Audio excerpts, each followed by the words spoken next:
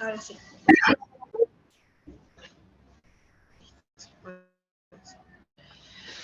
Bueno, la Alicia, profesora de educación preescolar, doctora en fonoaudiología, especialista en trastornos de la comunicación humana, integrante de planta permanente de la Clínica del Lenguaje, Servicio de Clínicas Interdisciplinarias de Neurodesarrollo, Pediatría Juan Garrahan, 1696-2022.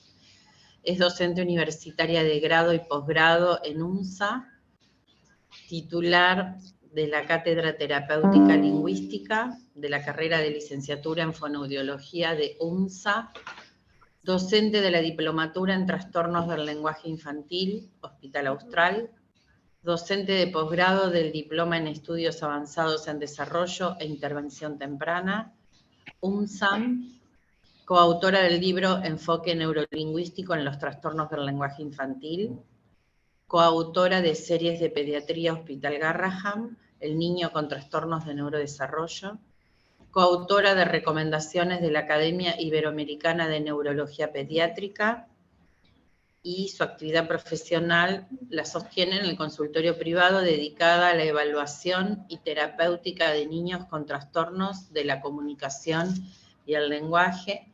Gracias, Alicia. Y bueno, escuchamos para poder aprender. Bueno, buen día. Primero agradecerles a ustedes por la convocatoria, por la invitación. Siempre para mí es un gusto compartir con profesionales de otras especialidades. Bueno, la idea es un poco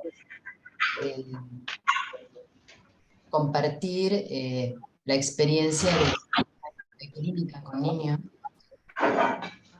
Vamos a armar un poco una hoja de ruta de lo que vamos a ir viendo, pero la idea principal es describir las alteraciones del lenguaje y su nomenclatura más actualizada, la semiología lingüística más actualizada, y después algunas particularidades sobre el impacto que estas alteraciones tienen dentro de los aprendizajes escolares, y algunas sugerencias también en cuanto a lo terapéutico. Es decir, que la clase es un poco teórica y un poco clínica, ¿no? Entonces lo que hice fue inicialmente preparar una hoja de ruta para que sepamos de qué vamos a hablar. En cuanto al el inicio de la clase va a tener que ver justamente con esto que les decía de la categorización de lo que son los hablantes tardíos, de los niños que comienzan a hablar más tardíamente, motivo muy frecuente ahora de consulta pediátrica, la trayectoria de estas dificultades, cómo sigue esto en el tiempo, la semiología, como les decía, de los trastornos del desarrollo del lenguaje, las características clínicas de esos trastornos, el impacto que tienen sobre los aprendizajes escolares, especialmente sobre lo que tiene que ver con el aprendizaje de la lectoescritura y de la comprensión lectora, y algunas sugerencias que nosotros llevamos a cabo en general en la terapéutica para facilitar o beneficiar o darle herramientas a estos niños que presentan estos desafíos en el desarrollo, ¿sí? Así que si estamos todos de acuerdo, empezamos. No me molesta que me interrumpan y que podamos interactuar, me parece que es muy rico, además del espacio de preguntas. Entonces, lo primero que tenemos que tener en cuenta que el lenguaje es un constructo que se desarrolla inicialmente por la comunicación. Es decir, el niño, para desarrollar el lenguaje, inicialmente tiene que tener habilidades preverbales, comunicativas, ¿no es cierto? Y esta comunicación preverbal implica que haya bases neurobiológicas y psicológicas bien establecidas, que su sistema esté indemne y maduro para poder lograr esto, pero que además tenga apetencia comunicativa, este constructo que es inicialmente lo que se llama intersubjetividad primaria, que es la apetencia comunicativa que tiene un niño desde el momento cero en el que nace, ¿no? Ese vínculo primero diádico que tiene con la madre, la mirada, los gestos, la respuesta al entorno y al contexto, son muy importantes y allí se fundan las bases de lo que va a ser la comunicación preverbal, ¿sí? Después el desarrollo lingüístico. Y la estimulación del medio ambiente es básica y fundamental, y ese medio ambiente le debe ofrecer oportunidades de intercambio y además lo debe reforzar positiva y activamente para que el niño en ese feedback, ¿sí?, interpersonal con su contexto pueda ir desarrollando primero la comunicación preverbal y luego el desarrollo de las diferentes dimensiones del lenguaje, que aquí se citan y ahora las vamos a ver, que se instalan, a ver, no en la nada, no, un niño no empieza a hablar, las palabras no aparecen si previamente el chico no se comunicó, ¿sí? Y previamente no adquirió esencialmente conceptos, ¿sí? Las palabras son como el broche de oro de los conceptos, y en una de las clases que escuché de este curso, que estuve mirándolas, esto se dijo, ¿no es cierto? Es decir, el niño primero desarrolla conceptos y a eso después le pone forma de palabras. Pensar que un niño hable hasta por los codos y detrás de eso no exista la comprensión es pensar simplemente que es un ecolálico y que su producción no es propia, ¿sí? Entonces, cuando hablamos de las dimensiones del desarrollo lingüístico, primero comunicativo, después lingüístico, hablamos de la forma, del contenido y del uso. El lenguaje es todo eso simultáneamente, ¿sí? Y entonces cuando hablamos de forma, hablamos de aspectos fonológicos y de aspectos morfosintácticos. ¿Qué es esto? Bueno, esto es bastante teórico, pero esta terminología que muchos de ustedes por supuesto deben manejar y conocer, la tenemos que dejar en claro, digamos, como para avanzar en los conceptos siguientes. Entonces hablamos de forma cuando hablamos de fonología, de fonética, de la pronunciación; cuando hablamos de morfosintaxis hablamos de gramática, y hablamos de la estructuración del lenguaje, ¿sí? La formulación de frases, la formulación a nivel discursivo, ¿sí? Ahí hablamos de morfosintaxis y de gramática. Esto es un aspecto de la forma del lenguaje. Esto es muy importante que esté bien desarrollado, porque si no, básicamente al chico no se le va a entender. Pero cuando hablamos de contenido, hablamos de esos conceptos que tiene incorporados y la forma de palabra que le da a esos conceptos. Entonces hablamos de vocabulario, ¿sí? Y hablamos de procesos de categorización, ¿sí? Y de conceptualización. Cómo se ordena ese vocabulario en su léxico mental, ¿sí? Y cuando hablamos del uso del lenguaje, hablamos de aspectos pragmáticos, es decir, todas estas herramientas formales que desarrolló el niño, ¿cómo las usa en su contexto social? ¿Sí? ¿Cuáles son sus habilidades conversacionales? ¿Cómo interactúa con su entorno? ¿Cómo es su comunicación referencial? ¿Cómo hace referencia a aquello que no está presente? ¿Es apropiado? ¿Es inapropiado? ¿Sí? Inicia, sostiene una conversación, respeta los tópicos, respeta los turnos, ¿sí? ¿O no? Y ahí se nos empieza a abrir un montón el panorama de tipos de pacientes, ¿no es cierto? Cada uno debe estar pensando en alguno en particular. Pero bueno, estos son los tres dominios que uno tiene que tener en cuenta cuando piensa en el desarrollo lingüístico de un sujeto, ¿no es cierto? Tiene que tener en cuenta la forma, tiene que tener en cuenta los contenidos y tiene que tener en cuenta el uso social del lenguaje. Si nosotros nos sectorizamos a uno de estos aspectos y dejamos de tener en cuenta los otros, estamos sesgando la mirada de lo que significa desarrollar el lenguaje, ¿sí? Bien, entonces podemos tener dos alternativas: que el niño tenga un retraso del lenguaje, que no hable en tiempo y forma como es esperable, ¿sí?, en el desarrollo típico, o que tenga una desviación, una alteración lingüística, lo que llamamos un trastorno del lenguaje, ¿sí? El retraso implicaría una cronopatía, es decir, el niño cumple con las etapas del desarrollo lingüístico clásico, en todo lo que tiene que ver con la forma, con el contenido, ¿sí? Pero lo hace más lentamente en el tiempo, ¿sí? Lo hace más atrasado, ¿sí? Y avanza más lentamente. ese constructo. Y cuando hablamos de trastorno o de desviación, es cuando el desarrollo no sigue una evolución típica, sigue una evolución diferente, se aleja de la forma típica. Entonces, por ejemplo, el niño habla muchísimo, pero no comprende. Eso es desviado, ¿no es cierto? ¿Por qué? Porque en el desarrollo típico uno piensa que lo primero que sucede es que comprenda para que después le dé forma de palabra a las cosas. Si esto es a la inversa, eso me está mostrando que hay una desviación.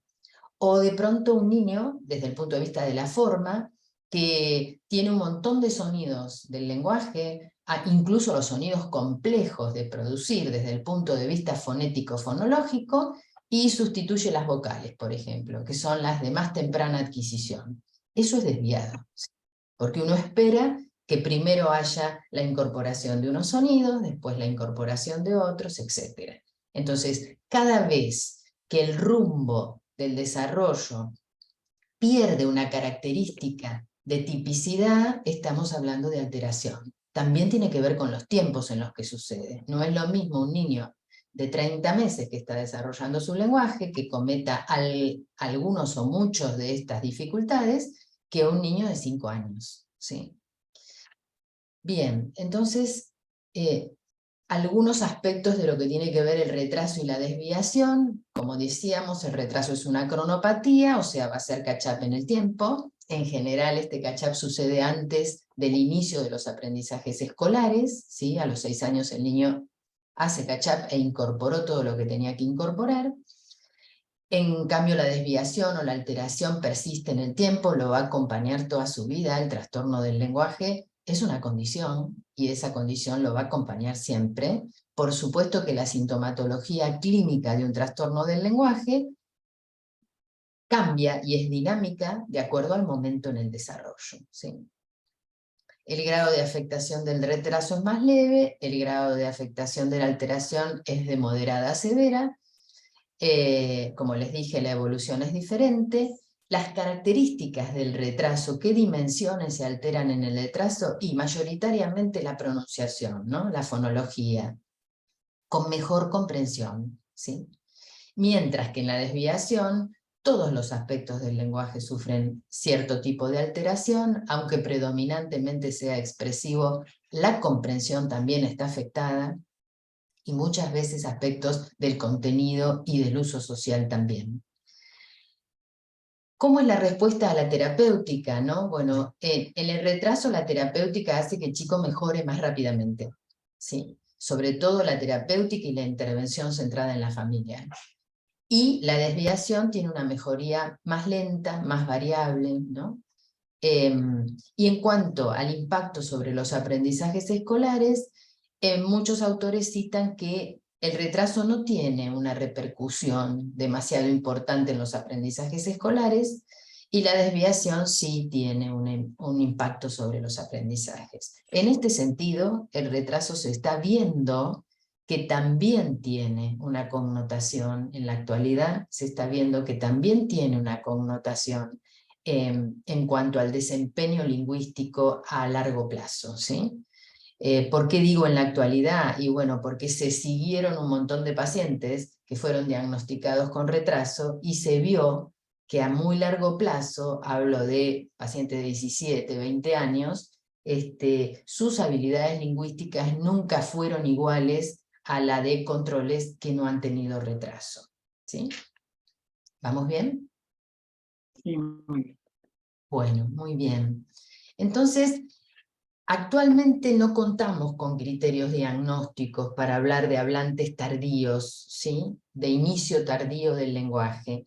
Ni en el DSM-5, ni en la CIE 10 y 11, no está la caracterización de hablante tardío o retraso del lenguaje. Eso es una dificultad que tenemos, porque la realidad es que si no aparecen los manuales, uno no puede pedir los recursos, ¿no es cierto? Y hay chicos que realmente los necesitan.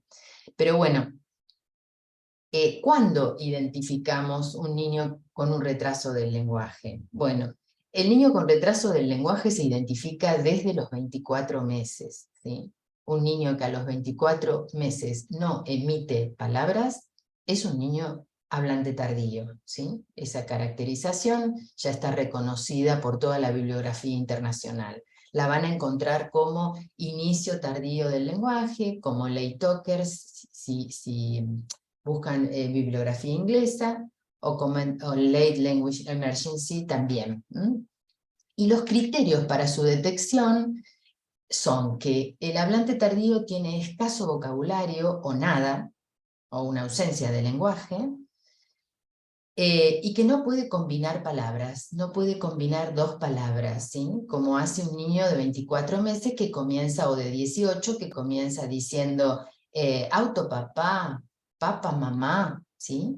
Esa combinación de dos palabras es la génesis, el precursor de lo que va a ser la estructura gramatical, ¿no? La estructura morfosintáctica.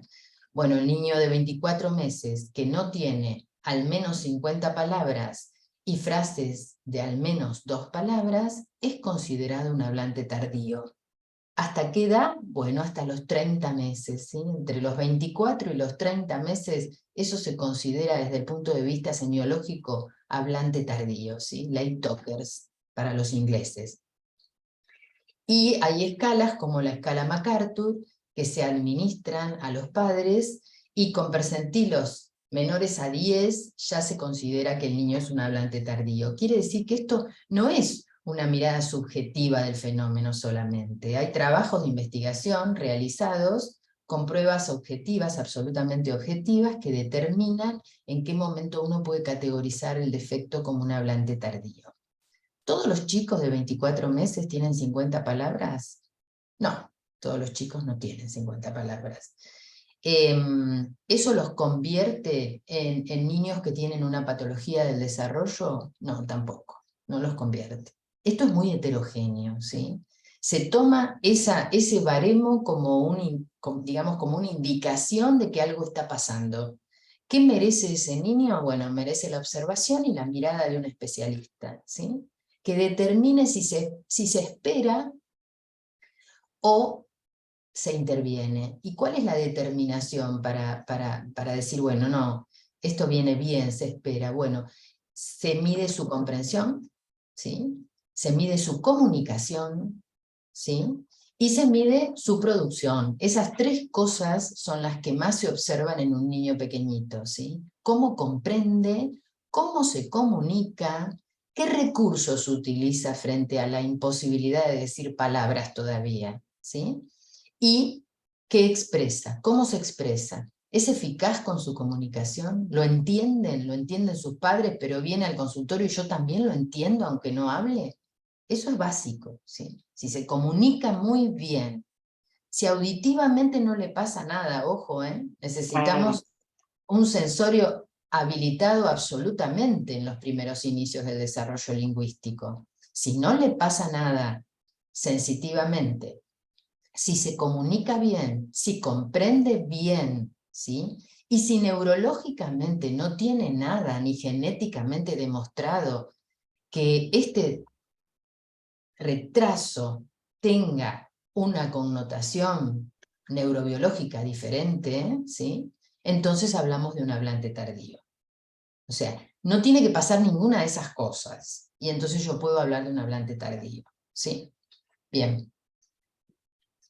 Entonces los late talkers se definen como los niños que tienen un retraso en el inicio y la progresión del lenguaje, que este retraso puede ser expresivo o expresivo receptivo, pero básicamente expresivo, que es primario, por esto que les dije, porque su desarrollo cognitivo, su desarrollo motor y su audición son normales, ¿sí? Que tiene ausencia de enfermedades genéticas o neurológicas. Si a mi consultorio viene un niño que tiene una epilepsia, ¿sí? Desde temprana edad, y no habla a los 24 meses, yo no puedo hablar de un hablante tardío. Este niño posiblemente tenga un retraso del lenguaje, ¿sí? Que sea secuelar a su condición neurológica, ¿sí? El lenguaje es un hito del desarrollo absolutamente vulnerable a cualquier noxa, absolutamente vulnerable, por su complejidad, por las variables que intervienen en el proceso, etc. De manera tal que si yo tengo algo neurológico demostrado, ¿sí? Como es una epilepsia. No puedo pensar en que este niño es un hablante tardío y va a hacer catch-up en el tiempo rápidamente, con un desarrollo típico, porque esto es producto de su condición neurológica, ¿sí? Lo mismo si tengo un niño con una causa genética, si tengo un niño con un síndrome genético, ¿sí? Que además conlleva posiblemente ese síndrome por descripción clínica, una condición cognitiva particular, más descendida, ¿sí? O condiciones estructurales de su constitución orofacial, bueno, yo tampoco puedo hablar de un hablante tardío, ¿sí? Bien. A pesar de todo esto y toda la demostración clínica que hay, no se considera una categoría diagnóstica el hablante tardío, no para los manuales, ¿sí?, de diagnósticos. Y la prevalencia es altísima, es mucho más alta que otras condiciones, ¿sí? Si yo tomo los 18 meses como punto de partida hasta los 35 meses, me extiendo a casi los 3 años, entre un 15 y un 20% de la población son hablantes tardíos. O sea, fíjense que es un montón. Es un montón. Pensando que en una sala de jardín de 30 chicos, 5 son hablantes tardíos o 4, es un montón en cuanto a la prevalencia. Y actualmente, y luego de la pandemia, este 15 desaparece de la bibliografía y se convierte en un 20 en casi todos los casos, ¿sí? Nosotros no tenemos acá en Argentina estudios epidemiológicos nuestros, y es una lástima, pero toda la bibliografía internacional acredita esta prevalencia, y esto es muchísimo. Bueno, entonces tenemos a este 15 o 20% de niños que van a hablar tardíamente, que lo hacen tardíamente. Y tenemos dos grupos. Y si comprendemos este constructo, va a ser mucho más fácil entender el resto. Los ingleses dicen, hay un grupo de ellos que llaman late bloomers, que son los que van a compensar. ¿Sí? Esos, en un par de años, y antes de los aprendizajes escolares formales, van a haber compensado su desarrollo lingüístico. Y hay un grupito más acotado, de alrededor de un 7%, que va a continuar con estos trastornos del lenguaje. Quiere decir que estos van a ser los hablantes tardíos, los que tienen un retraso, que van a hacer catch-up con el tiempo, el primer grupo, el mayoritario. Y este grupo del 7% son los que en realidad tienen un trastorno del lenguaje y van a seguir teniéndolo, ¿sí? Entonces, esto es muy importante de tener en cuenta, porque a esta edad, a los 24 meses, las características clínicas son muy parecidas, ninguno habla. Entonces yo a los 24 o a los 18 no puedo decir, este chico tiene un trastorno específico del lenguaje. No sé cuál va a ser su trayectoria. Yo puedo inferirlo, puedo presumirlo. ¿Por qué? Porque no comprende, porque es muy difícil que se comunique verbalmente, porque cuando lo hace extremadamente defectuoso, y entonces yo puedo inferir, esto no huele a un retraso y que se va a compensar. Pero la verdad es que clínicamente, a muy temprana edad, los dos empiezan igual, con retrasos y ausencias de lenguaje. ¿Sí? Entonces, ¿qué me va a determinar a mí cómo va a seguir esto? La trayectoria, eso me lo va a determinar, la evolución, la respuesta a la intervención. Entonces, la intervención, ¿sí? Y si me sobra, mejor. Alguien tiene el micrófono abierto, me parece. Discúlpame, Alicia, yo te quería preguntar, ¿qué quiere decir catch up? Porque lo usaste 2 veces y la verdad que yo no sé qué significa, disculpen, ¿no? Perdón. Compensa, Quiero... compensa. listo, me parecía que tenía que ver con algo de eso, pero por las dudas, gracias, No, perdón, que por ahí yo No, uso palabras que usamos bueno, habitualmente en la clínica y catch-up gracias, compensa, que compensa en el tiempo. perfecto. Listo, gracias. No, perdón. Bueno, entonces estos, los que compensan, ¿sí? Los late bloomers, ese grupo mayoritario que va a compensar, van a conseguir finalmente un desarrollo típico en la edad escolar, El lenguaje lo adquirieron 12 o 18 meses más tarde, pero su desempeño en general va a ser menor, su desempeño lingüístico digo, menor que sus pares sin que hayan tenido antecedentes de ser hablantes tardíos o late bloomers. Y esto es muy interesante. O sea, esto del lenguaje es una habilidad, como tantas otras habilidades del desarrollo. Entonces, esta previa de haberte costado hablar, ¿sí?, te está mostrando que este chico no es habilidoso en esta adquisición. Entonces, en el tiempo, es posible que se empareje con los controles, ¿sí? Es posible que su lenguaje se desarrolle y que a la vista impresione que no le pasa nada. Ahora, no va a ser un habilidoso con el lenguaje.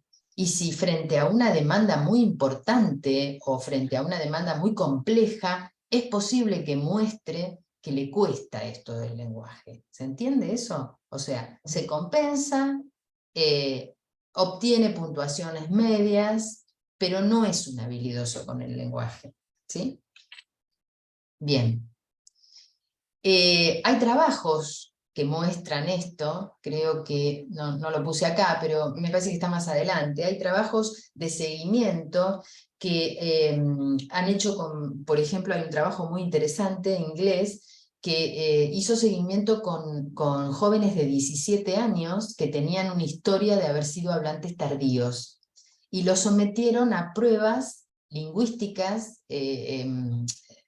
digamos, complejas, exigentes, y un grupo control hizo las mismas pruebas y ese grupo control no tenía historia de haber sido hablante tardío. Y el rendimiento fue diferente en tareas de memoria verbal, en tareas gramaticales, en tareas exigentes desde el punto de vista fonológico o de vocabulario, o en tareas de narrativa, ¿sí? Con una participación en lo conversacional más escueta, ¿no? Con una iniciación y una mantención de turnos más escueta y con habilidades comunicativas más limitadas, ¿sí? Entonces, es importante tener en cuenta que además el lenguaje regula las funciones ejecutivas, las funciones de monitoreo, de planificación, de ejecución, las habilidades metalingüísticas de corrección sobre nuestra propia producción. Para todo eso hace falta desarrollo lingüístico, ¿sí? Y que ese desarrollo lingüístico sea óptimo. Entonces, cuando se evalúa a largo plazo a estos sujetos que han tenido una historia de desarrollo tardío, bueno, si bien muchos de ellos y la mayoría están en la media, y nadie diría que les pasa nada, la media es más baja que los que no tuvieron historia de retraso del lenguaje. Bien, entonces volvemos a las trayectorias, porque nos quedan este 7% que no son solo hablantes tardíos, que tienen un trastorno del lenguaje. Y esto sí lo van a seguir mostrando en el tiempo, con una sintomatología diferente de acuerdo a su etapa en el desarrollo. Sabemos que los trastornos del desarrollo son trastornos dinámicos en su presentación y en su manifestación clínica, pero que tienen una connotación sobre otras cuestiones, ¿sí? Bien. Entonces hablemos de los trastornos del desarrollo del lenguaje, de ese 7%. Siempre nosotros los conocimos como TEL, trastorno específico del lenguaje, ¿sí? Y ahora la nomenclatura cambió desde el año 2017, ahora vamos a ver un poco eso, pero lo vamos a conocer con el nombre de TDL, trastorno del desarrollo del lenguaje. Y esa nomenclatura cambió porque la realidad es que si nosotros nos guiábamos por la nomenclatura anterior, que hablaba solo de especificidad, y por una definición por exclusión, si no tiene nada neurológico, si no tiene nada genético, si no tiene nada auditivo, si no tiene nada motor, si no tiene nada cognitivo, no nos quedábamos con nadie, porque los trastornos del desarrollo cada vez son más comórbidos. Entonces el niño que tenemos ahora es un niño que tiene es muy poco el niño que tiene exclusivamente un trastorno del lenguaje, ¿sí? En general el trastorno del lenguaje es comórbido a los trastornos de la conducta. En general los TDAH tienen trastornos del lenguaje, o al revés, los trastornos del lenguaje tienen problemas atencionales. En general y en muchos casos los niños con trastorno del lenguaje tienen connotaciones también motoras, son trastornos de la incoordinación motora. Entonces, bueno, esta categorización antigua de los años 80 se ha revisado en muchísimos foros, hace muchas décadas que está en discusión y finalmente se llegó a la necesidad de cambiar la categorización semiológica, la terminología, y son trastornos del desarrollo del lenguaje. ¿Por qué? Porque hay evidencias que estos chicos presentan problemas perceptivos en muchos casos, problemas motores, problemas cognitivos y problemas conductuales, ¿sí? Entonces, el trastorno específico del lenguaje, este 7%, que ahora se llama TDL, esto es sinonimia, ¿sí? Si van a un paper de antes del 2016, lo van a ver como TEL. Si van a un paper de 2017 en adelante, lo van a ver como TDL, y en muchos casos, como lo pongo yo últimamente en las clases, TDL/TEL, porque estamos en un momento de transición de la terminología, y lo primero que tiene que suceder es que todos los profesionales hablemos el mismo idioma, porque si no, no sabemos de lo que estamos hablando. Bien. Entonces, algunos conceptos teóricos es que, bueno, esto sucedió en el consenso que se hizo en el 2016, es una de las dificultades del neurodesarrollo que tiene mayor investigación en las últimas 2 décadas, diría yo. ¿Por qué? Porque se caracteriza porque estos chicos tienen un vocabulario reducido, tienen deficientes construcciones morfosintácticas, tienen alteraciones en el discurso, limitaciones en la participación social por estas alteraciones, en la comunicación, en su desempeño académico, ¿sí? Que la tasa de prevalencia, como les dije, es de un 7.5%, y esto son datos del 2016, que la proporción es mayor en varones que en mujeres, ¿sí? Como todos los trastornos del neurodesarrollo, y que la controversia de la terminología llegó a tener en cuenta que TDL era la mejor categorización, y lo que tenemos que tener en cuenta es que el trastorno del lenguaje en el DSM-5 aparece como trastorno del lenguaje, se elimina la palabra especificidad, aparece como trastorno del lenguaje, y ellos lo describen de 2 maneras: el trastorno del lenguaje expresivo o el trastorno del lenguaje mixto, expresivo-receptivo, ¿sí? O sea, el niño que tiene dificultades para expresarse solamente, y el niño que tiene dificultades para comprender y para expresarse. El consenso del que les hablé en el 2016 fue el consenso Catalyze. Ustedes lo pueden encontrar para leerlo, es muy interesante, y este consenso tuvo una gran aceptación porque se reunieron unos 50 y tantos especialistas del lenguaje y llegaron a la conclusión de que TDL era la mejor categoría como para definir a estos niños, siempre y cuando tuvieran en cuenta que estos chicos lo peor que les pasaba era el lenguaje, ¿se entiende? Tienen comorbilidades, pero lo peor que les pasa es su desarrollo lingüístico, ¿sí? En cuanto a la especificidad, bueno, estos chicos tienen dificultades en la lectura, estos chicos tienen dificultades en habilidades numéricas, muchos de ellos tienen un CI ejecutivo limítrofe, ¿sí? Algunos tienen muchos problemas de procesamiento sensorial, ¿sí? Incluso de procesamiento sensorial de la información auditiva, aunque sean normoyentes, y un gran porcentaje de ellos tienen problemas de conducta y de la interacción social. Y esto nos tiene que hacer pensar que a muy temprana edad muchos niños que padecen trastornos del lenguaje serios, importantes, tienen características sintomatológicas clínicas muy parecidas a otros cuadros clínicos, ¿sí? Y que a veces el diagnóstico precoz nos lleva a equivocaciones diagnósticas, ¿sí? El niño que tiene imposibilidad de comunicarse verbalmente y tiene intención de hacerlo, quiere hacerlo, tiene intención comunicativa, tiene desarrollados aspectos de intersubjetividad primaria y demás, y no puede hacerlo porque tiene una imposibilidad desde el punto de vista de su trastorno del lenguaje, va a generar conductas berrinchosas, va a generar conductas externalizantes, ¿sí?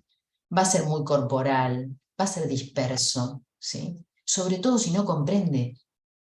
El chico que no comprende el lenguaje, el mundo está rodeado de lenguaje. El chico que no comprende el lenguaje va a tener un montón de conductas de inflexibilidad, porque mantener el ambiente rígido le permite entender más. Ustedes sitúense, ¿qué pasa si se van a otro país? ¿Sí? Con una lengua que no es la de ustedes. ¿Sí? Y ustedes, por ejemplo, estudiaron inglés, pero bueno, cuando se ponen a hablar con un yanqui no entienden nada. Por lo menos eso me pasó siempre a mí.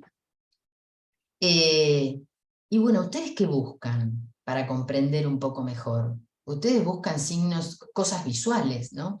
Buscan gestos, buscan que les hablen más lentamente, buscan otros indicios para completar la comprensión que el lenguaje no les permite completar. Bueno, a un niño con TDL le pasa un poco parecido. No entiende lo que le dicen. Y si tiene un ambiente alrededor hiperfluente, ¿sí? Que habla hasta por los codos, y que pretende que el chico responda lingüísticamente, ¿eso qué genera? Y bueno, eso genera conductas muy disruptivas. En general lo que se ve es eso, ¿no?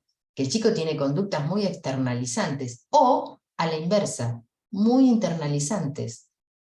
Se desconecta, baja los decibeles porque no entiende nada.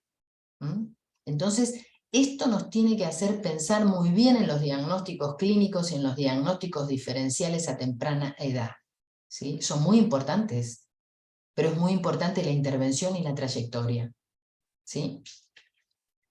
Bueno, las causas, bueno, hay muchos trabajos que hablan de causas genéticas, ¿sí? Se hicieron trabajos de mellizos, se hicieron trabajos en familias enteras que han tenido o tienen trastornos del desarrollo del lenguaje, pero no hay una mutación específica que nos diga, con esta mutación tenés un TDL. No la hay, hasta el momento no la tenemos.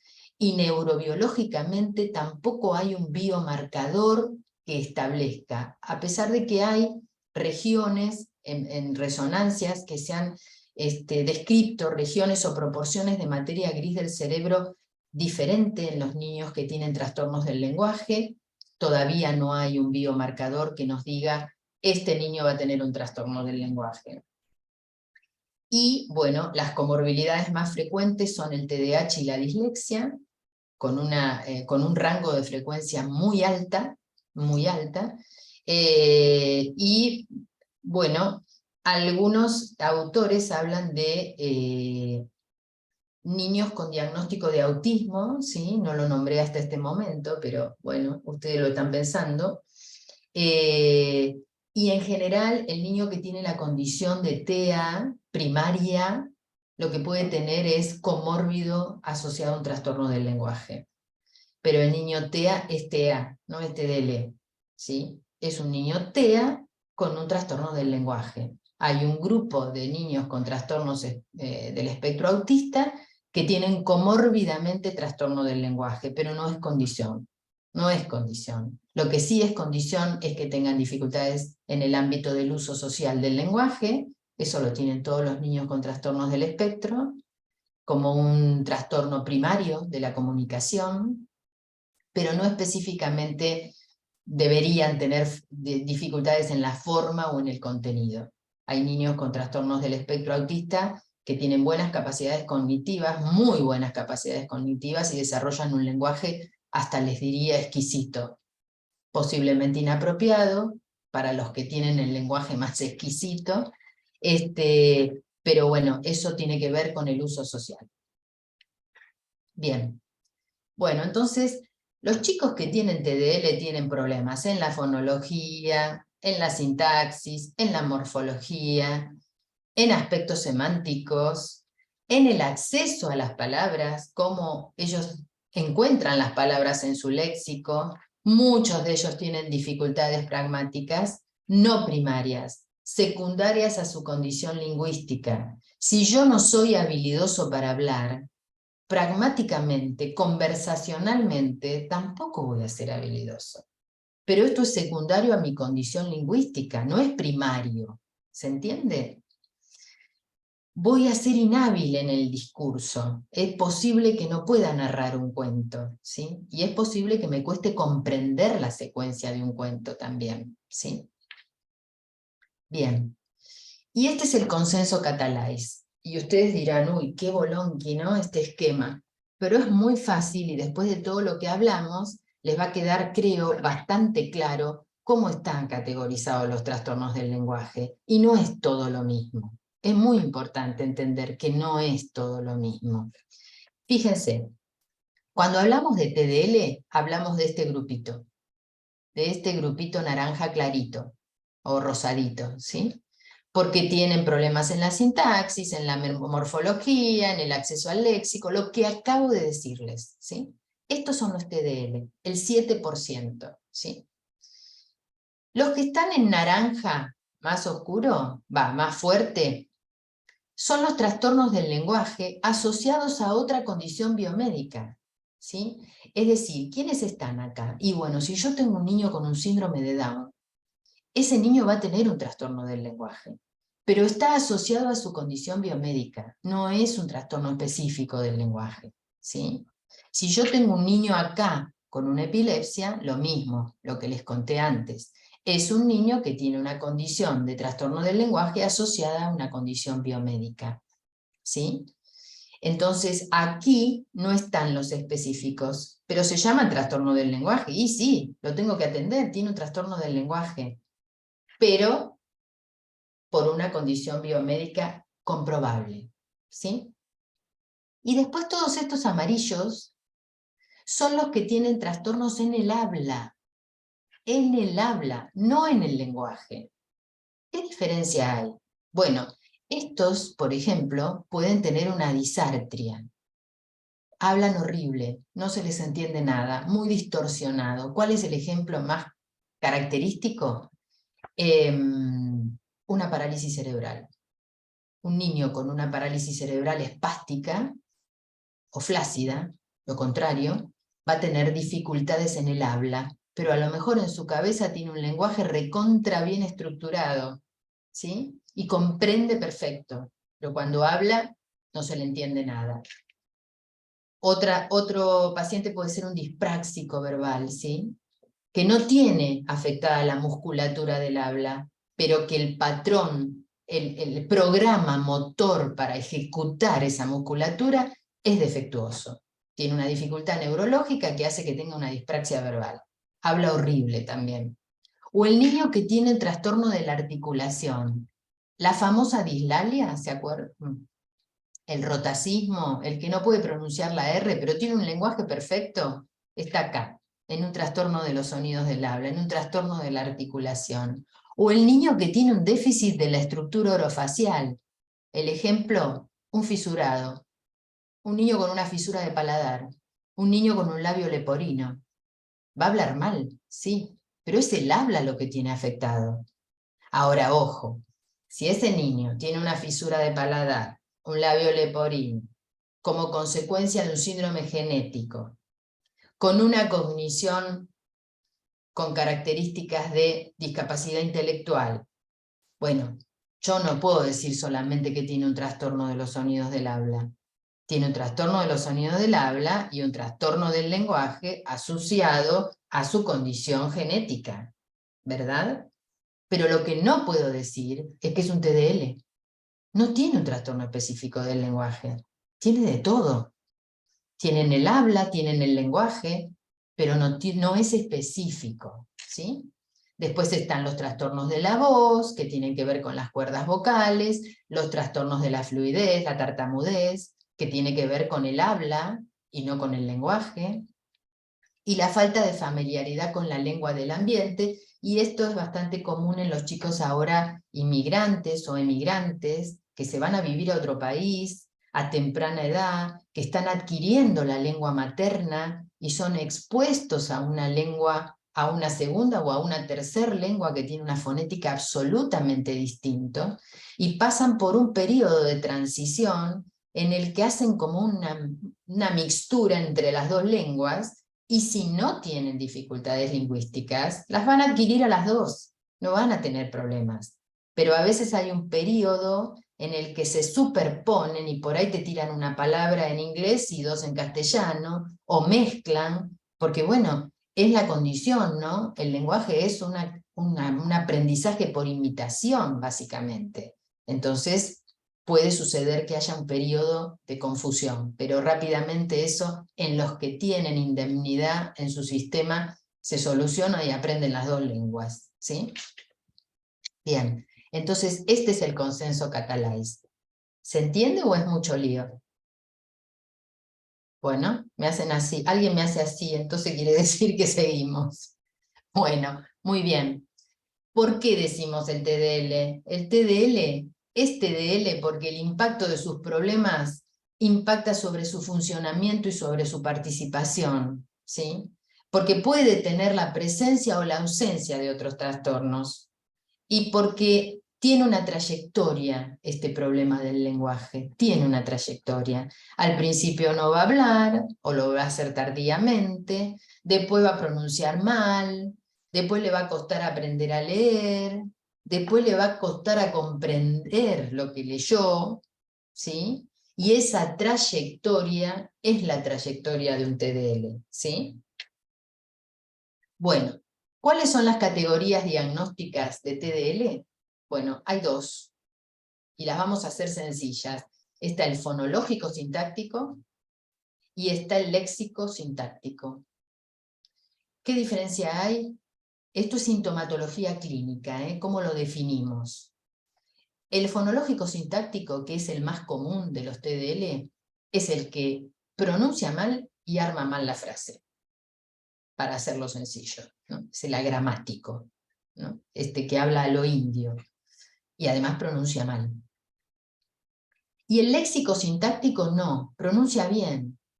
¿Pero qué le pasa? Le cuesta la recuperación de las palabras, es un anómico. Entonces le cuesta armar la estructura de la frase, porque le cuesta evocar la terminología, le cuesta evocar las palabras.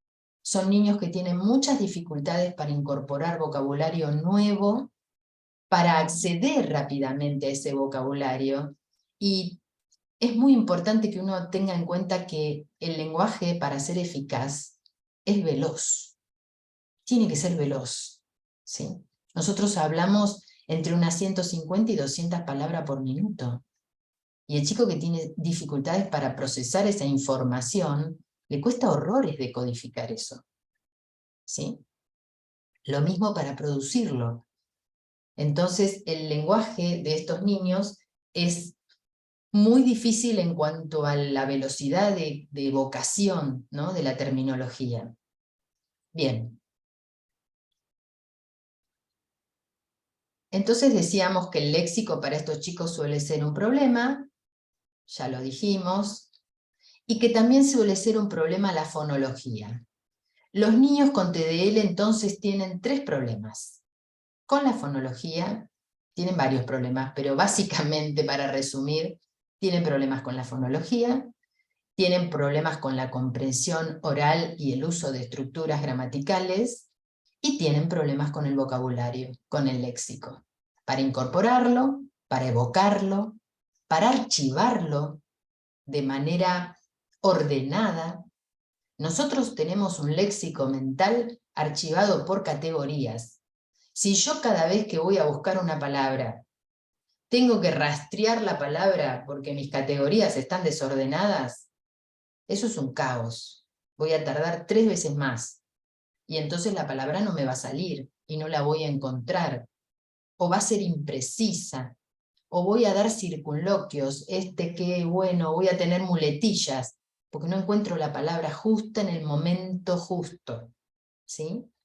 Eso le pasa a los TDL. Bien. Entonces, dos preguntas.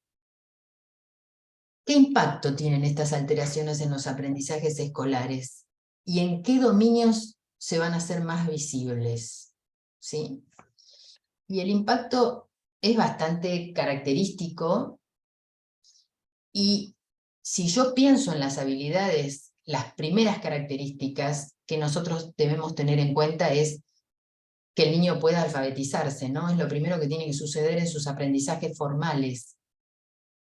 Y las habilidades relevantes, perdón, está pasando una ambulancia. Para el aprendizaje lector, ustedes saben perfectamente que son las habilidades de conciencia fonológica, las habilidades lexicales, las habilidades gramaticales y las habilidades discursivas, ¿sí? Entonces, lo que tenemos que tener en cuenta, que todo lo que tiene que ver con la conciencia fonológica y la posibilidad del sujeto de manejar los sonidos constitutivos del lenguaje de manera consciente, eso es la conciencia fonológica. Esa habilidad que los niños TDL no tienen va a tener un impacto directo sobre los procesos de decodificación lectora. Porque ustedes saben que el primer paso para que un chico lea es que pueda descodificar la palabra escrita y pueda utilizar las reglas de conversión grafema-fonema, ¿verdad? Entonces, si yo tengo un inhábil fonológico, voy a tener un proceso de decodificación costoso. Y todo lo que tiene que ver con las habilidades lexicales, o sea, vocabulario, recuperación de las palabras, habilidades gramaticales, construcción correcta de las frases, correcta desde el punto de vista del tipo de palabras que selecciono y cómo las ordeno sintácticamente en la frase. Y todo lo que tiene que ver con las habilidades discursivas va a tener un impacto directo sobre los procesos de comprensión lectora. ¿Sí? O sea, por todos lados el niño TDL va a tener un impacto en los aprendizajes escolares, ¿sí? En los procesos primarios de alfabetización y en los procesos secundarios de la alfabetización. Bien. Todas las habilidades que tienen que ver con habilidades metalingüísticas, ¿sí? Como son las habilidades de conciencia fonológica, determinan la posibilidad del niño de hacer operaciones mentales con estos elementos. Y su conciencia fonológica es deficitaria, bueno, el resto va a ser deficitario también. Bueno, voy a pasar un poquito más rápido esto porque estamos en hora, ¿eh? Pero lo que quiero decirles es que los niños en las primeras etapas del proceso lector, en la etapa alfabética, necesitan buenas habilidades fonológicas, ¿sí? Que pronuncie mal por problemas fonéticos no va a tener un impacto en la alfabetización, pero que pronuncie mal por problemas fonológicos sí, porque cada vez que nosotros decimos una palabra, hacemos una selección mental de los sonidos constitutivos de esa palabra y los secuenciamos en un orden determinado. Si esa selección y esa secuenciación es errónea, cuando el niño escribe, traslada ese error a la escritura. ¿Por qué? Porque al principio, cuando el niño está aprendiendo, él mismo se autodicta. La maestra le dicta, pero él se autodicta para reforzar lo que tiene que escribir.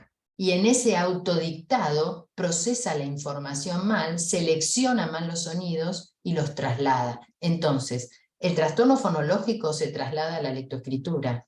El trastorno fonético no, porque a lo mejor el chico no pronuncia bien la R porque la lengua no se le mueve bien, pero la realidad es que él la reconoce, la discrimina, sabe en qué palabras está y entonces la puede escribir. Pero cuando él la tiene que seleccionar desde el punto de vista fonológico, ahí falla.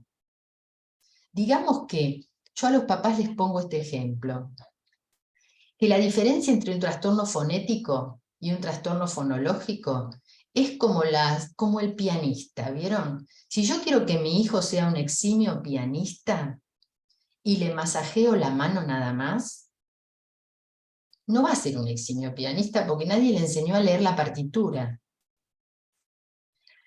Y si solamente puede leer la partitura y acá no pasa nada, en la mano es un torpe, tampoco va a ser un eximio pianista.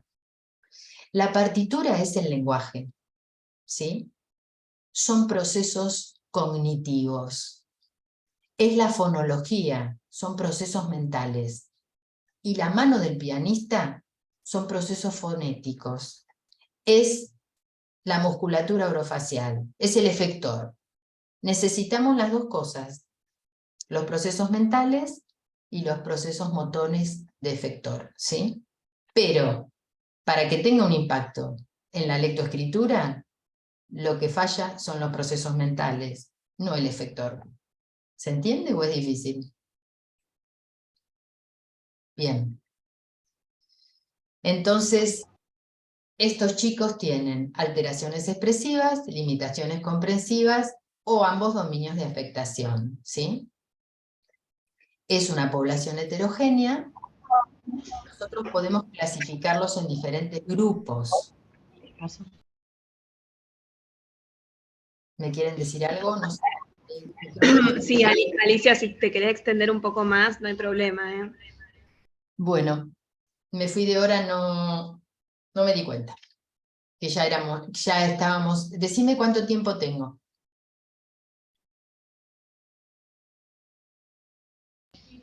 Ah, 15 minutos más. Bueno, listo. Vamos a acelerar, entonces.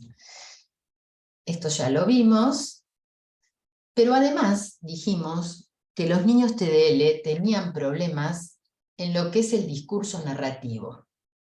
Y esto es muy importante para la comprensión lectora. Ustedes saben, mejores que nadie, que se ha hecho varias investigaciones en relación a la comprensión lectora de alumnos de la secundaria y que han encontrado un porcentaje gigante de chicos que no entienden lo que leen. Y esto yo lo veo en la universidad, en gente que está estudiando fonoaudiología, ¿no? Y que tiene severas dificultades para comprender el discurso narrativo. Esa gente no tiene dificultades, no, toda esa gente no tiene dificultades de lenguaje, claramente. Pero se ha perdido además el uso de la lectura, ¿no? como una herramienta poderosa para adquirir el lenguaje, ¿no? Y como una herramienta poderosa para que el chico desarrolle esa capacidad en la narrativa fundamental para adquirir nuevo conocimiento. Si además a esto le sumamos estos chicos que tienen dificultades, eso se complica mucho más. Estos niños con dificultades de lenguaje tienen muchos problemas para acceder a la secuencia lógica y temporal de los eventos en una narración, para orientar la trama y para resolver el conflicto, y eso tiene mucho que ver con la memoria de trabajo, ¿no? Esto está estudiado en muchísimos trabajos, acá cité algunos, que muchas de las características de dificultades de discurso narrativo que tienen los niños TDL tienen una relación bastante directa con la memoria de trabajo. Ellos tienen un problema en el procesamiento de la información auditiva y entonces el hecho de tener que usar su condición mnésica para archivar información que sigue entrando al sistema, ¿sí? Y poder mantenerla activa desde el inicio hasta el final de la narración, les cuesta muchísimo, ¿sí? Por la cantidad, por la abundancia de material, ¿sí? Y por lo lento que es su procesamiento.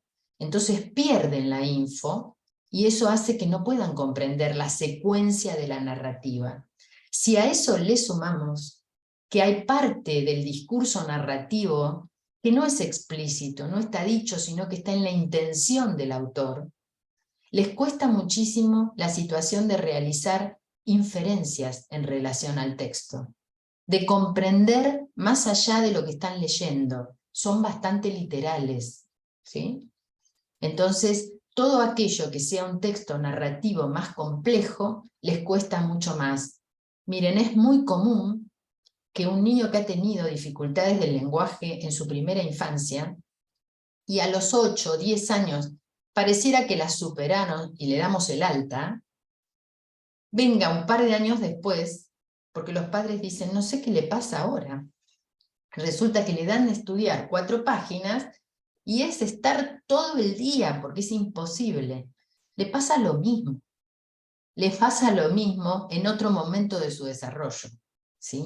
Cuando la demanda se incrementa y el desafío es mayor desde el punto de vista lingüístico, vuelve a aparecer la inhabilidad que tuvo siempre, ¿sí? Con otras características. Ahora habla, pronuncia bien, parece que no le pasa nada, hasta que lo someten a una prueba de exigencia. Ahí sonamos. Bueno, memoria de trabajo. Bueno, esto lo saben ustedes mejor que yo y bueno, el aprendizaje de la lectura requiere de todas estas características que hemos visto, y a mí me gusta mucho la teoría de la visión simple, que dice que la eficiencia lectora es igual a la decodificación y la comprensión oral, ¿no? Es como el producto de la decodificación por la comprensión oral. ¿Con esto qué quiero decir? Que un chico que no comprende oralmente no va a comprender el texto. Entonces, es muy importante evaluar el lenguaje para saber si la dificultad que tiene el niño de comprensión lectora ya en grados, supónganse que superó la decodificación. Es un buen lector desde el punto de vista mecánico, pero no entiende lo que lee. Hay innumerable cantidad de causas por las cuales un niño no entiende lo que lee, pero una de las causas más frecuentes es que no comprenda el lenguaje. Esa es una causa frecuente. Hay otras, pero esa es una causa frecuente. Entonces, si yo evalúo su lenguaje y determino que tiene buena comprensión oral, estoy descartando una de las causas más frecuentes de trastornos de la comprensión lectora. ¿Sí? Bien. Vamos a ir... Estos son trabajos, yo no tengo problema en dejarles el power, pero son trabajos que han estudiado mucho en relación a los niños TEL-TDL y su impacto sobre las dificultades lectoras y su impacto sobre las dificultades de comprensión lectora, ¿no? Y han determinado que un gran porcentaje de ellos no comprenden esto que les decía, porque en realidad no son malos decodificadores, sino porque no son buenos comprendedores orales. Por eso la importancia de la evaluación lingüística comprensiva para determinar cuál es el origen, ¿no? Porque si no, lo que hacemos es trabajar con los síntomas, y si solamente trabajamos con los síntomas, a lo mejor perdemos el foco y el resultado final no es tan exitoso. Bien.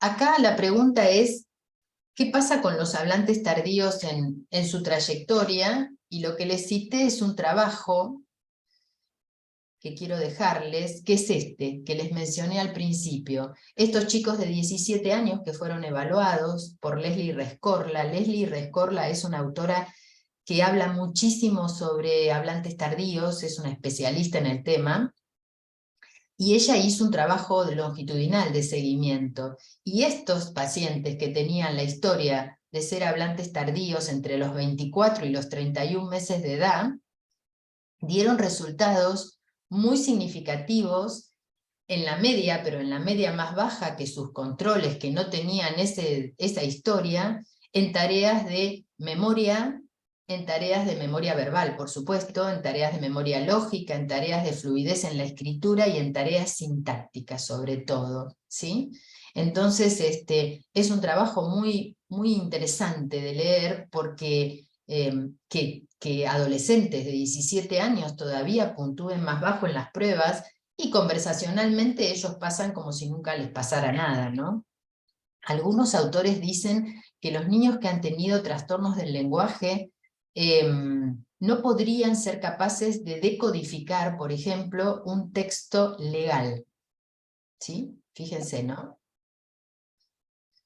Bueno, hay imágenes funcionales que también acreditan algunas cuestiones que están apareciendo en relación a las diferencias, identificación de neuronas o de zonas cerebrales diferentes en niños hablantes tardíos que en aquellos que hablan tempranamente. Y después yo tengo un montón de sugerencias y de qué características desde el punto de vista de los aprendizajes aparecen en los niños a temprana edad que nos pueden dar indicio a nosotros de que ese niño está padeciendo un trastorno del lenguaje y que no pase para los docentes desapercibidos. Acá hay una paciente, pero la vamos a pasar de largo porque si no, no llegamos, pero en etapas preescolares las dificultades léxicas y semánticas se manifiestan en que estos niños les cuesta aprender los nombres de los compañeros, les cuesta aprender canciones o seguir ritmos, ¿sí? Les cuesta recordar secuencias o series de cosas, ¿sí? Tienen dificultad para seguir instrucciones o aprender rutinas. Tienen dificultad para segmentar las palabras en sílabas cuando empiezan con habilidades de conciencia fonológica. Tienen dificultades para empezar a reconocer los grafemas, para aprender nociones espaciales. Todas estas cuestiones, que son cuestiones conceptuales, están mediadas por lo lingüístico.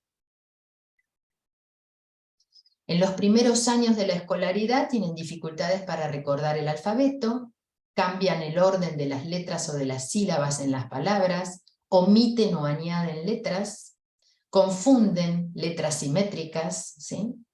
Unen o separan palabras en forma inadecuada, trastornos en la segmentación, cometen lexicalizaciones al leer, inventan palabras con las que tienen un uso más frecuente, tienen baja o nula comprensión lectora, y entonces muchos de ellos empiezan a rechazar las tareas escolares, ¿sí?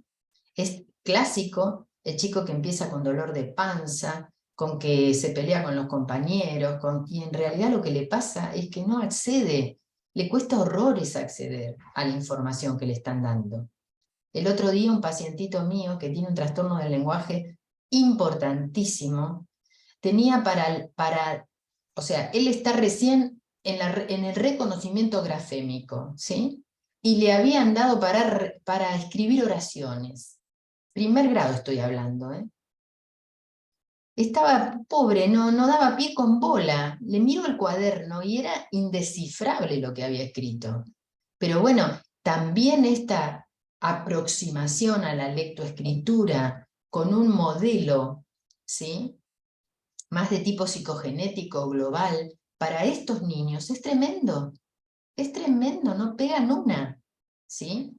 Para el niño de desarrollo típico puede ser valioso, pero para estos chicos es terrible. Lo mejor para estos chicos es la decodificación grafema-fonema por la ruta fonológica, ¿sí? Es aprender las letras por su sonido y no por su nombre. Eso es lo que más los beneficia. Y si además a las letras le ponemos un gesto de apoyo y entra por los ojos, ¿sí?, por los oídos y por los ojos, los beneficiamos muchísimo. Y entonces nosotros utilizamos siempre apoyos visuales para compensar las dificultades de comprensión. Utilizamos recursos aumentativos para alfabetizar al chico, y los recursos aumentativos son los gestos de apoyo, ¿sí? Es entrar por la ruta visual y fonológica, ¿sí? Desarrollamos ampliamente las habilidades de conciencia fonológica, adaptamos nuestro lenguaje, que sea más lento, menos abundante, para que el chico lo pueda comprender, tanto el lenguaje oral como el lenguaje escrito, y utilizamos estrategias de expansión, de modelado, de reformulación, y preguntas de alternativa forzada. Si yo le pregunto a un niño con un trastorno del lenguaje, le pregunto o le digo que escriba, decime qué hiciste hoy en el colegio. Una pregunta abierta. Cuando el chico recién está estructurando una frase, es imposible, ¿sí? Lo mismo escribirla. Ahora, si yo le pregunto, decime qué hiciste en el colegio, ¿fueron al patio o estuvieron en la sala? Eso es una pregunta de alternativa forzada. Yo estoy dando alternativas. Es mucho más fácil responderla. Entonces, estos chicos necesitan adecuaciones, por lo menos adecuaciones de forma, ¿sí? Muchos de ellos, la mayoría, son muy inteligentes, y si les adecuamos la forma de presentación del aprendizaje, van a poder responder, ¿sí? Ahora, no pueden seguir el aprendizaje en el lineamiento de aquellos que tienen desarrollo típico. Bueno, hay acá algunos ejemplos de gestos de apoyo, donde alfabetizamos con grafema más fonema más gestos de apoyo, y los chicos aprenden, no es lengua de señas, aprenden, y cuando pueden independizar el gesto de apoyo para reconocer el grafema y otorgarle un sonido que es el fonema, lo dejan, el gesto se cae solo cuando el chico puede evocarlo rápidamente. Hay metodologías para hacer esto, y la alfabetización precoz de niños con trastornos del lenguaje facilita mucho las cosas. Facilita mucho las cosas desde el punto de vista del lenguaje oral, y facilita mucho las cosas desde el punto de vista del aprendizaje de la lectoescritura, ¿sí? O sea que hay implementación de metodologías apropiadas para este tipo de niños. Y por supuesto, adecuaciones curriculares que debieran estar realizadas. Bueno, para terminar, los trastornos del lenguaje necesitan de adecuaciones escolares específicas, de trabajo terapéutico especializado, ¿no? Un trastorno del lenguaje no es una cosa menor, y de participación de la familia. La familia es un aliado para nosotros, y los aprendizajes que necesitan cierto tipo de adecuaciones tienen que estar involucrada la familia, y nosotros debemos transmitir esto, la familia y el docente, ¿no? Si uno le hace un gesto de apoyo al chico, y el chico va y hace el gesto de apoyo en la escuela, y alguien le dice, ¿qué estás haciendo? Porque no está al tanto de lo que este nene está haciendo para facilitarse, bueno, la cosa no va a funcionar, por supuesto. Entonces nuestros aliados tienen que ser la familia y la escuela. Ese es el trabajo colaborativo que se necesita. Y por supuesto, si hay otros terapeutas en la vida de este niño, bueno, obviamente el trabajo tiene que ser interdisciplinario. Bueno, las diapos que me pasé de largo las van a tener en el Power, pero así cumplo con el horario. Bueno, gracias por el aguante, y creo que nos quedan unos minutos de preguntas.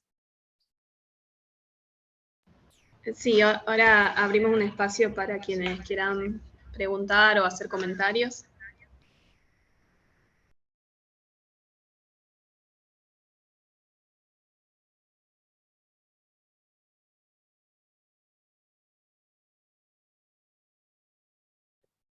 Buenos días, Alicia.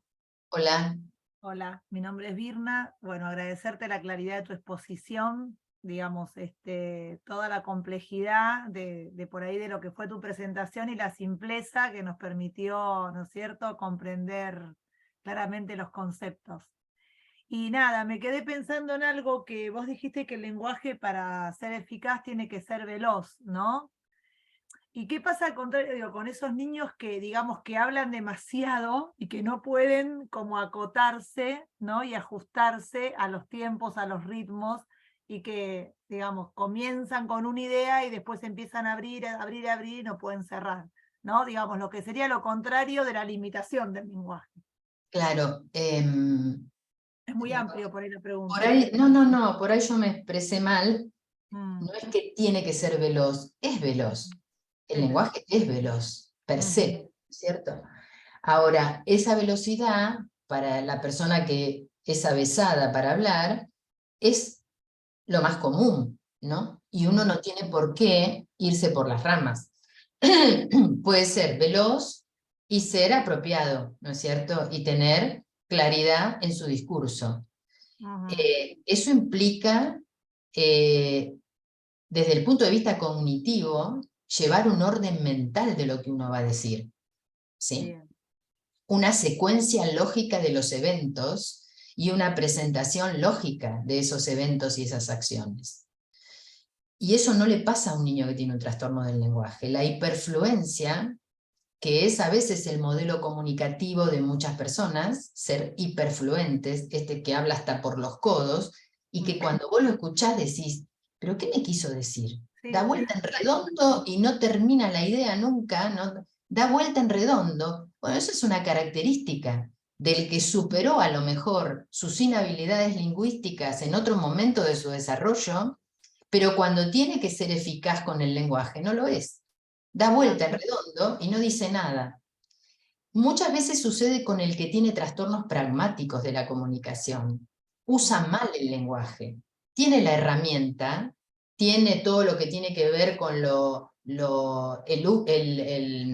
digamos, con lo formal del lenguaje, con el contenido, con el código y demás, pero lo usa mal. Es inapropiado. Es hiperfluente, pero poco preciso. Miren, el lenguaje es como una montaña. Empieza poquito, ¿no? El lenguaje. Empieza con escaso vocabulario, escasas construcciones. Se desarrolla, se desarrolla, se desarrolla y llega a un punto, a la cima de la montaña, en el que es enorme, enorme. Y a medida que uno construye el lenguaje de manera eficaz, empieza a descender. Yo puedo decir, o intento decir, toda esta clase, que es un constructo de un libro, de manera resumida, ¿sí? El resumen lingüístico es lo que me permite pensar que el otro es habilidoso con el lenguaje. Hablar no siempre, hasta por los codos, implica ir al punto. Entonces, hay que ver por qué es hiperfluente y no llega nunca al punto y nadie le entiende. A lo mejor es muy rápido en su velocidad. Ojo, hay trastornos de la fluidez del habla que se caracterizan por la hiperfluencia y la falta absoluta de contenido. Entonces habría que ver por qué habla tan rápido y no llega nunca al punto, ¿no? El circunloquio y el dar vuelta en redondo y no concretar es un trastorno del lenguaje también. Bien. Muchas gracias. No, de nada. Bien, Elba Fernández tenía la mano levantada, creo que quería hacer una pregunta. Muchas gracias. Bueno, en principio, muchas gracias, doctora Alicia Mayocchi, porque excelente. Mi pregunta, la exposición, mi pregunta es la siguiente. Dentro de la categoría de los TDL, usted había hablado de fonológico sintáctico y léxico sintáctico.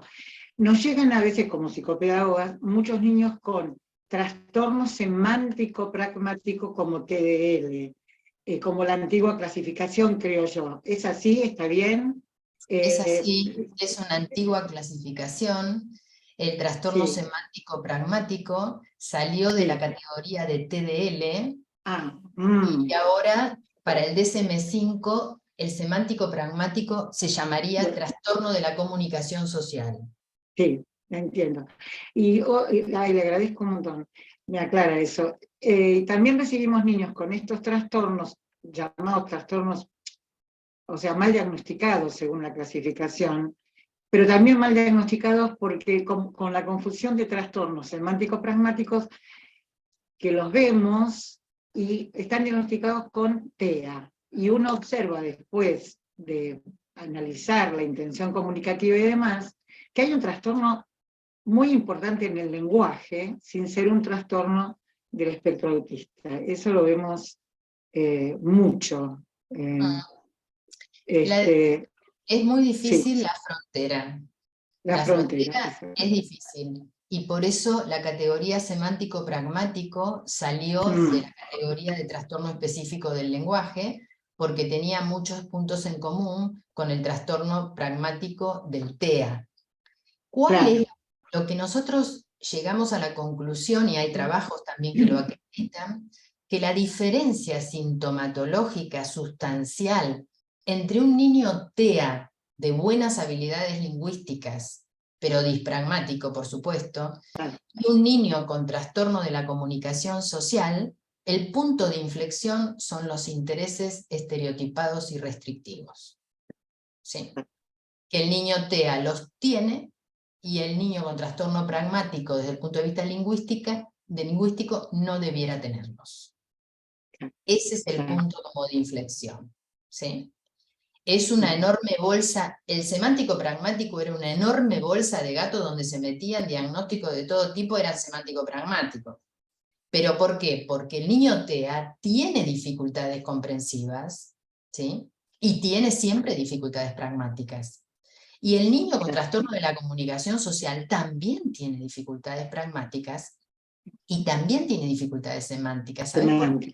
No originalmente porque sean semánticas, porque como es un dispragmático, no comprende el contexto. Entonces, la comprensión no es solamente comprensión verbal cuando vos escuchás algo. Cuando vos estás en una reunión social, y hoy por ejemplo, ¿no? Que está lloviendo, es un día horrible, y alguien dice, qué lindo día hoy, ¿eh?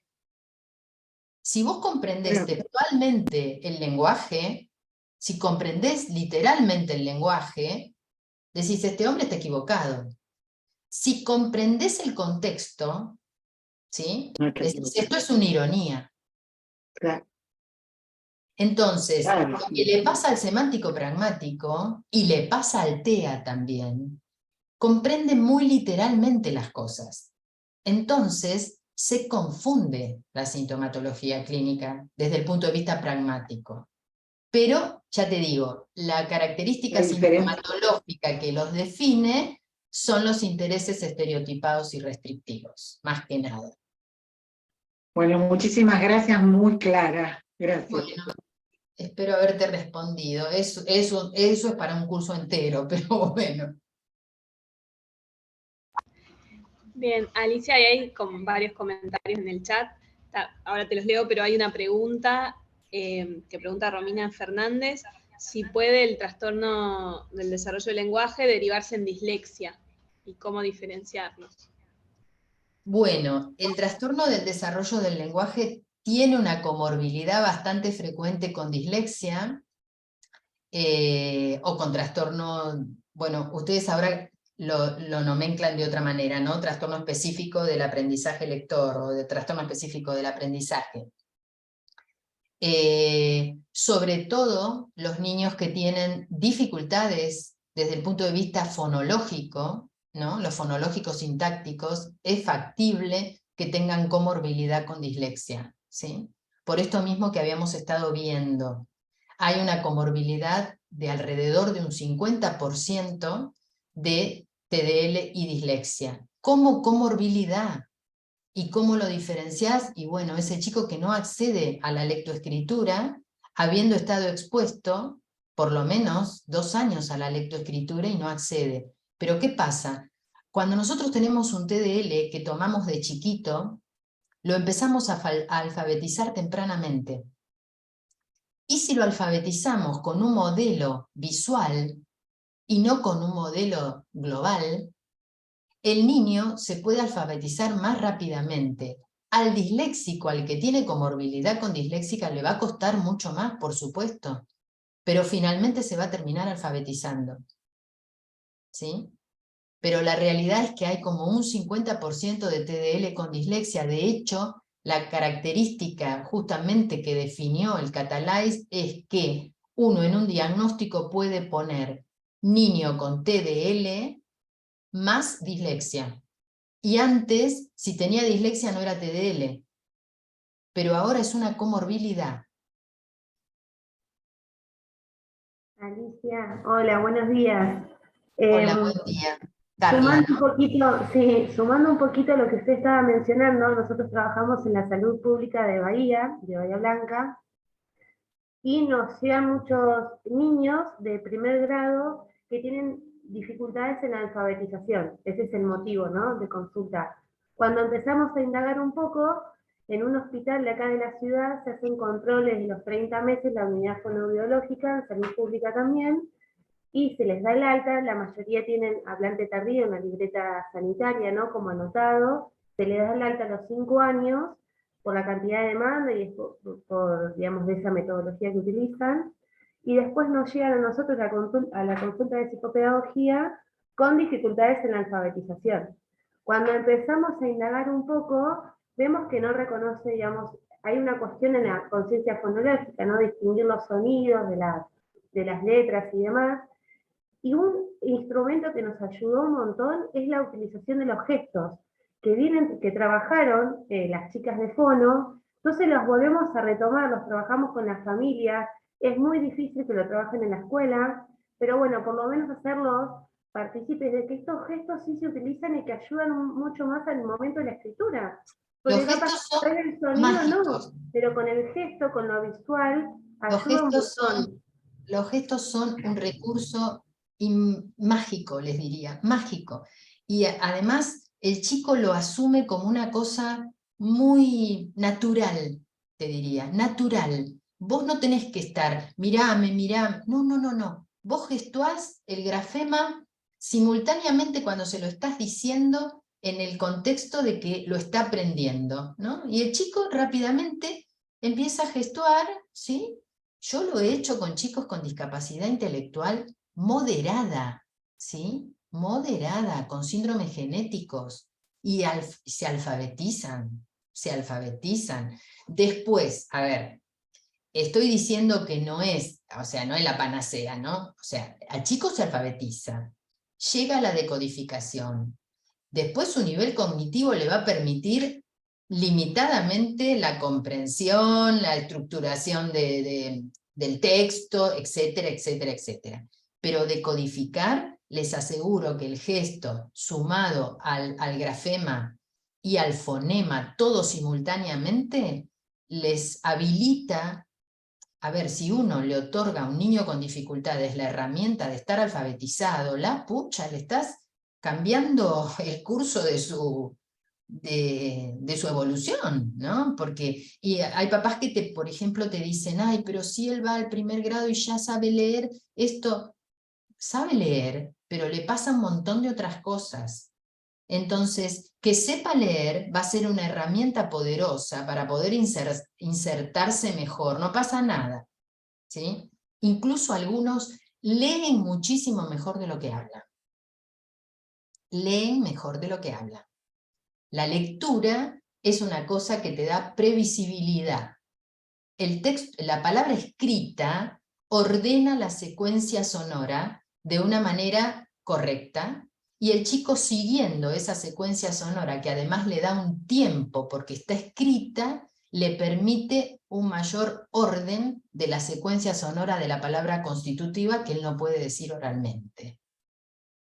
Entonces hay muchos que tienen un periodo en el que leen mejor de lo que hablan. La metodología que yo uso es leer para hablar, que es de Montfort, que es un logopeda español, y ellos tienen un colegio allá en España, el Colegio Tres Olivos, ustedes lo pueden googlear, y en Tres Olivos es un colegio inclusivo en el que van niños normoyentes, niños hipoacúsicos, niños con características particulares en su desarrollo, y en las aulas de primerito y del preescolar y qué sé yo, están todos los gestos de apoyo y está todo lo visual presentado a los niños. Algunos son de desarrollo típico, no importa, a esos les va a sobrar y no les pasa nada. Pero a los que necesitan, lo tienen visualizado, y entonces les facilita mucho el lenguaje y la comprensión. Yo trabajé con muchas psicopedagogas que teníamos pacientes en común, que aprendían los gestos, y ambas utilizábamos los gestos en el periodo de alfabetización y el chico salía más rápido adelante. La verdad es que es una herramienta muy, muy importante el gesto, muy importante.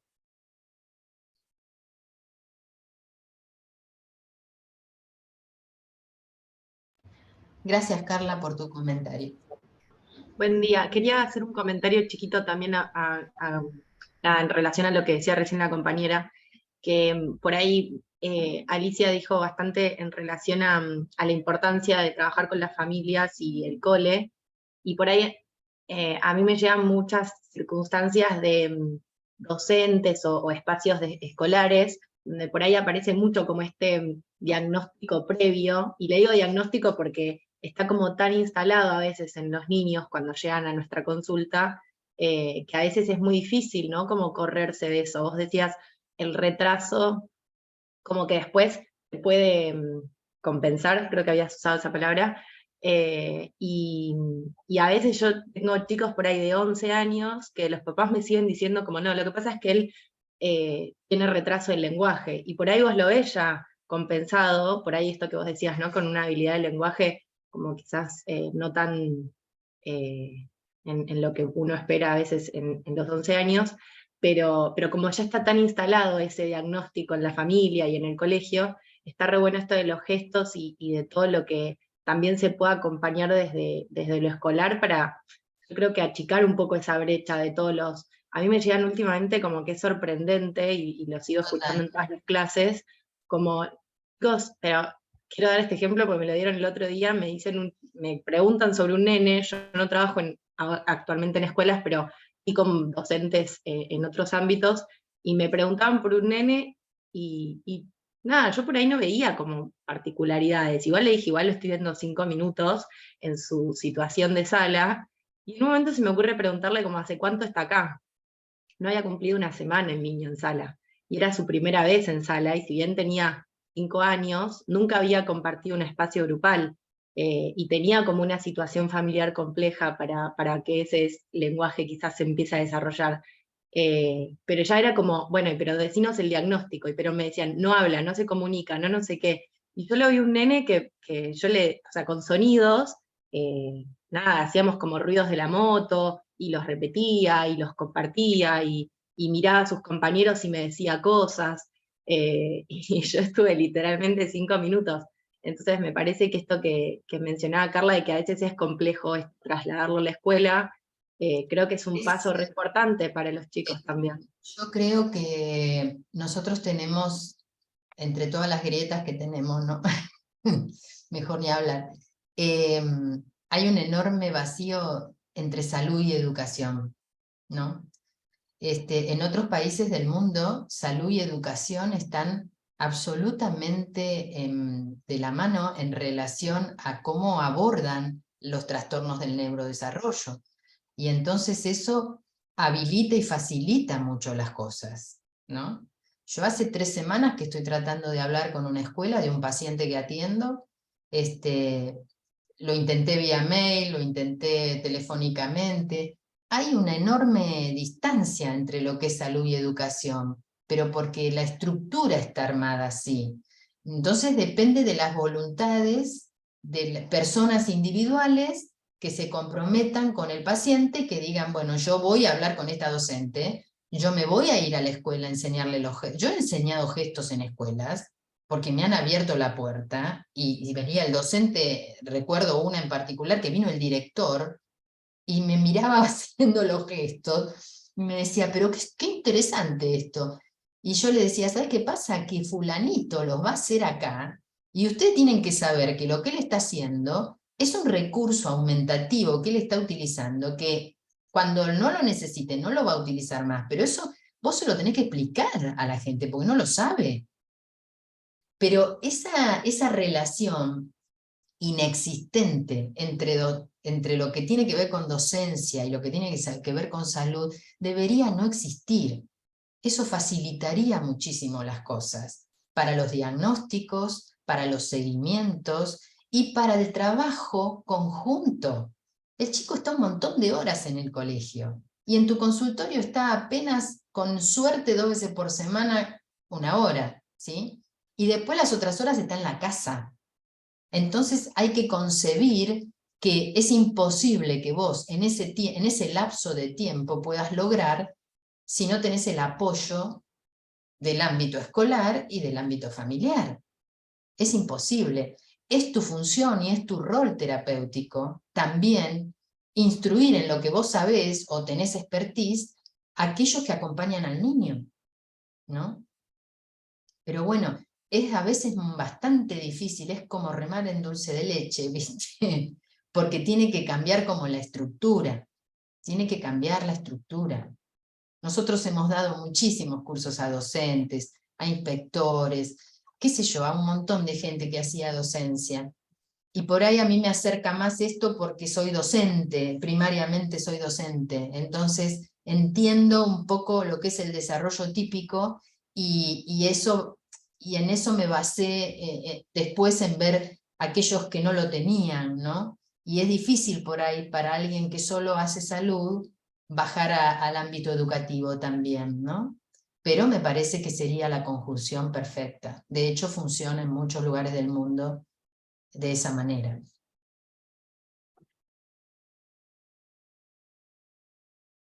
Y Alicia, cuando usamos los apoyos visuales en la sala, las agendas, a veces vemos una organización cómo organiza a todos los chicos el tema de la anticipación. No solo uno se beneficia porque tiene alguna condición de desarrollo. Y hay jardines que lo toman y lo empiezan a replicar más allá de que haya alguna situación de inclusión o integración o no. Sí, ¿sabés qué pasa, Carla? La tecnología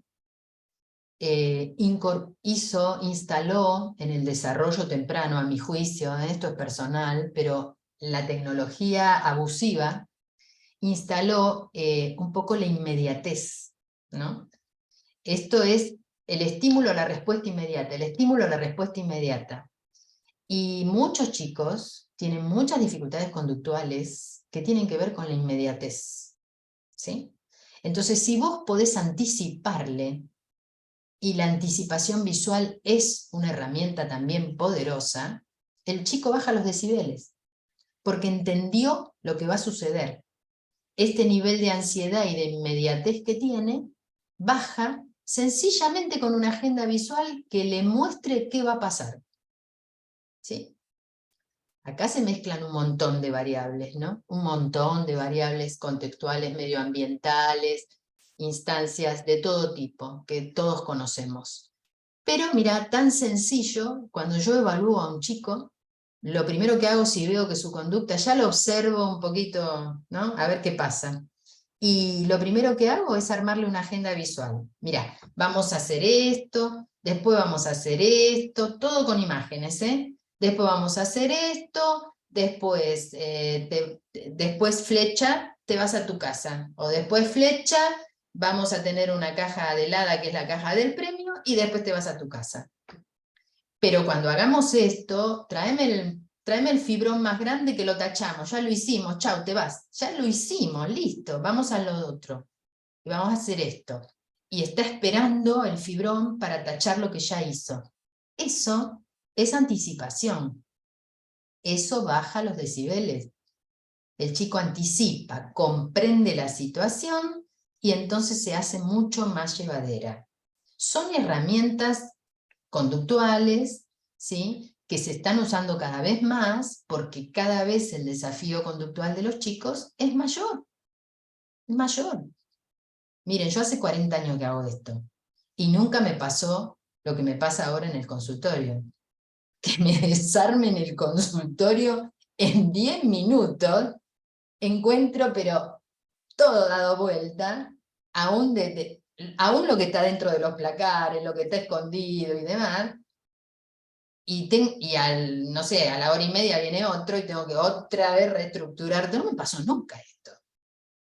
La falta de inhibición frente a un adulto desconocido, el hecho de la falta de organización de la conducta, ¿sí?, la disruptividad, la falta de, o sea, cero tolerancia a la frustración, la inmediatez, todo esto me pasa ahora.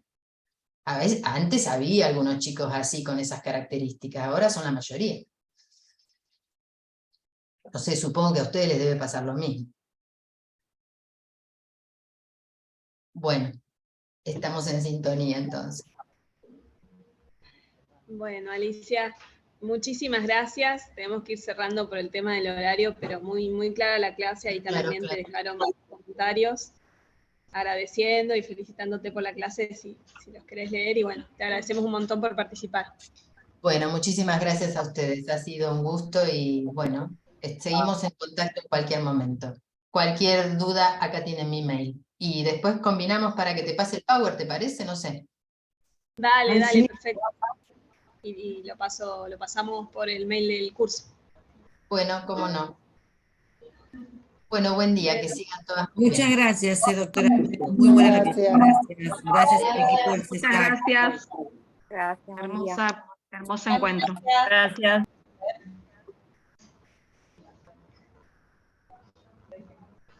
Está bien.